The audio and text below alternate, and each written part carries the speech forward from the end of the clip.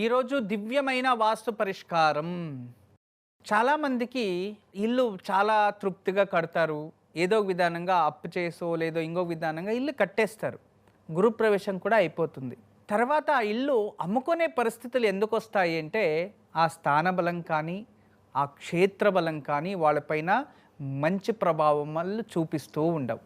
అంతేకాదు పిల్లలు మన మాట వినరు. ఇంటికి విరుద్ధంగా, తల్లిదండ్రులకు విరుద్ధంగా, కుటుంబంలోనే ఒకరిని చూస్తే ఒకరికి ద్వేషం పెరుగుతూ ఉంటుంది. ఎందుకు అంటే ఆగ్నేయ దిక్కు దోషం ఏదైనా ఉంటే, ఆగ్నేయ బునాదిలో ఏదైనా ఆ ఇంటికి నెగిటివ్ ఎనర్జీ ఉంటే దాని వలన ఇంట్లో ద్వేషాలు, కోపాలు పెరుగుతాయి.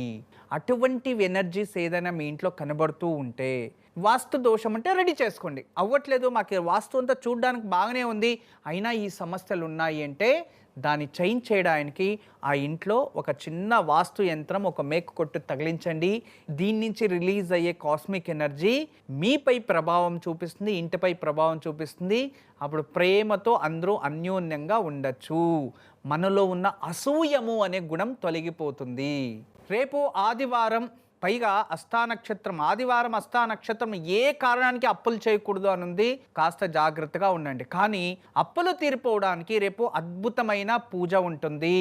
రేపు ఉదయాన్నే ఎవరైతే తలస్నానం చేసి గణపతి ముందు 2 నెయ్యి దీపాలు లేదా కొబ్బరి నూనెతో దీపాలు వెలిగించి గణపతికి అర్క పుష్పాలు అంటే జిల్లేడు పూలతో మాల చేసి గణపతికి సమర్పించుకుంటూ గణపతి రుణ విమోచక స్తోత్రాన్ని ఎవరైనా చదువుకుంటే త్వరగా అప్పుల బాధ నుంచి విముక్తి లభిస్తుంది.